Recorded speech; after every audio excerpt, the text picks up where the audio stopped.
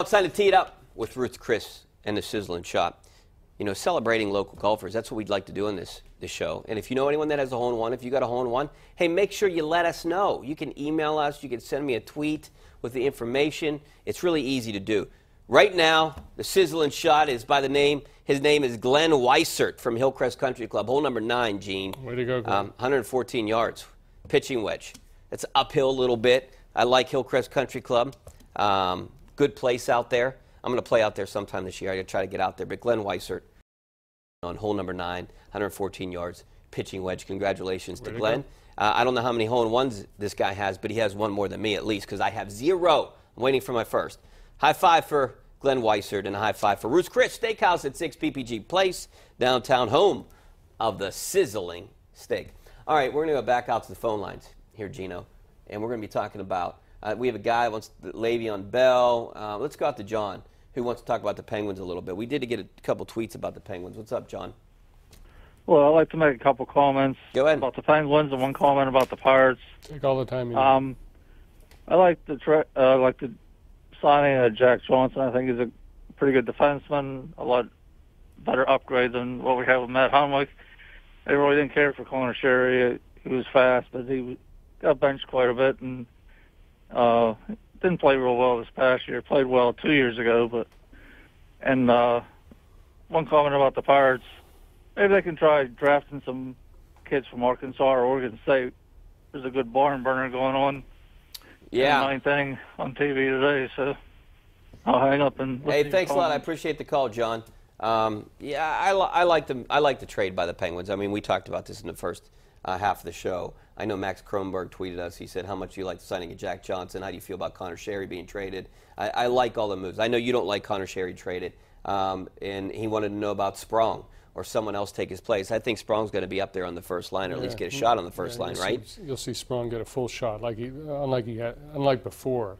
Do we know that the Jack Johnson thing is done? No, it's not done. They can't sign Jack Johnson until Sunday. Until July 1st. Yeah, until July 1st. But Jason Mackey from the Post-Gazette. Agreed to. That's right. Agreed to it. And Jason says it. It's right. Yeah, so it's a 5-year deal, somewhere in the neighborhood of $16 million. So, I think it's a pretty fair deal. I called it an upgrade. I don't know if it's a huge upgrade.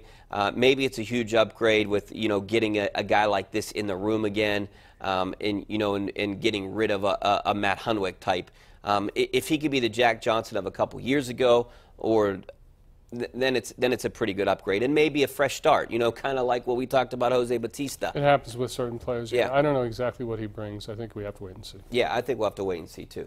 I appreciate the call there. Brian Bolton tweeted us. I would say the Bucks would have a good chance to make the playoffs if they swap divisions with the Indians. They would be in second place in that division.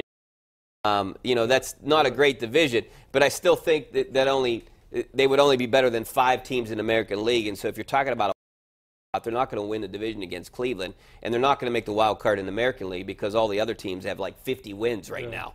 I think they'd have a better chance if they were in the Eastern Conference of the National Hockey League because they take 8 teams out of it. Oh, they do, yeah. Yeah, they take 8 teams.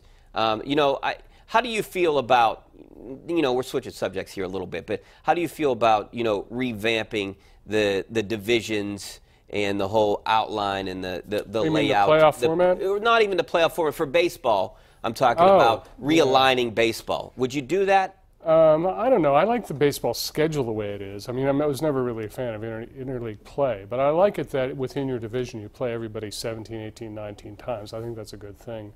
I think where it loses some attractiveness is that the Pirates and the Mets only play 7, 8 times. Same with the Phillies. I miss those kind of rivalries. Yeah, I do too, and I think it should be geographic. I like that. If they could do something better that way, I would like it. Maybe more teams making the postseason, but I still don't think that's going to help the Pirates. But I kind of like the way hockey does it, where a lot of teams make the postseason, because you never know. Series. All right, well, we got to take a break. Back to wrap things up. Coming up next. Stay right there.